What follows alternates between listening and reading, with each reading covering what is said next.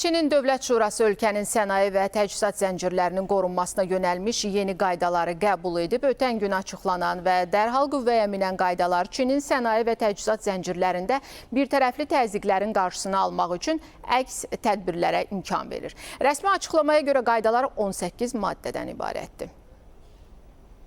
Diqqət çəkən məqam odur ki, Çinin sözü gedən qaydaları yaxın şərqdəki hərbi toqquşmalar da daxil olmaqla qlobal təchizat şəbəkələrinin geosiyasi narahatlıqlardan və dəyişən ticarət dinamikasından artan gərginliklə üzləşdiyi bir vaxtda ortaya çıxır.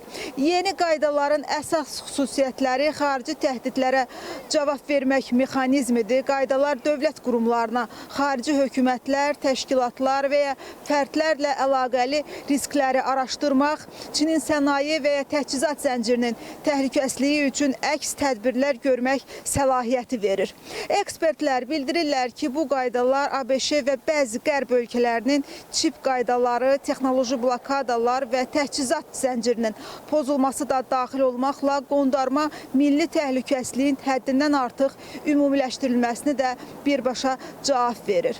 Qaydalar həmçinin qanunvericilik vasitəsilə təhlükəsizlik araşdırması və əks tədbirlər mexanizmi yaradır. İdxal və ixracı məhdudlaşdırmaq, əlavə xüsusi rüsumlar tətbiq etmək və qurumları əks tədbirlər siyahılarına əlavə etmək kimi qarşılıqlı əks tədbirlər səlahiyyətləri də verir.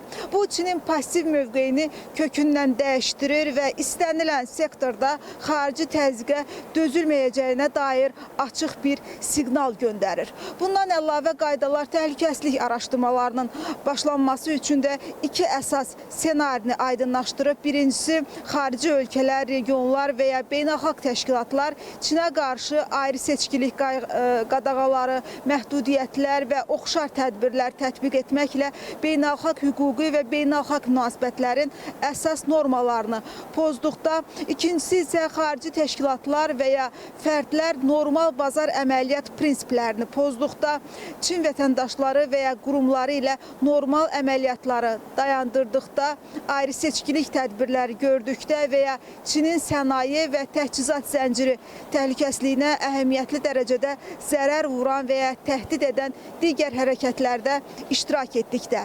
Qaydalar Çinin bu cür davranışlara necə reaksiya verə biləcəyini də ortaya qoyur. Belə ki, cavab tədbirləri olaraq müvafiq mal və texnologiyaların idxal və ixracını qadağan etmək və ya məhdudlaşdırmaq, xüsusi rüsumlar tətbiq etmək, xarici təşkilatların və fərdlərin Çinlə əlaqəli idxal və ixrac fəaliyyətləri ilə məşğul olmasını və ya Çinə investisiya qoymasını qadağan etmək və s. daxildir. Beləliklə, deyə bilərik ki, Çin xaricdən ölkə iqtisadiyyatına təzyiqlərə cavab vermək üçün hüquqi bazasını təkmilləşdirir. Bu, illərdir davam edən daha geniş və qanun və qaydalarının bir hissəsi hesab oluna bilər.